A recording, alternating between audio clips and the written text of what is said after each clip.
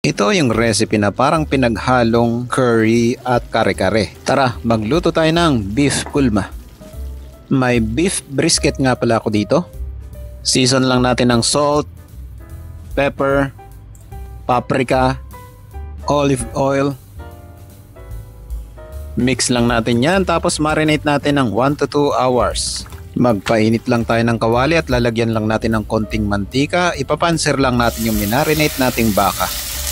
Prituin lang natin ang magkabilang side hanggang sa magkaroon ng browning at set aside.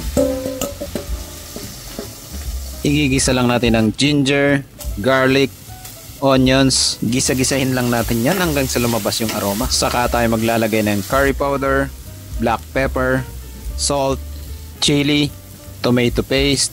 Gisa-gisahin lang natin yung konti para mag-blend ng maayos yung mga spices. Lalagay lang natin yung pinrito nating baka, tubig, beef cubes, lemongrass. Tatakpan lang natin at pakuluan lang natin sa mahinang apoy hanggang sa lumambot yung baka. Saka natin lalagyan ng coconut milk, peanut butter.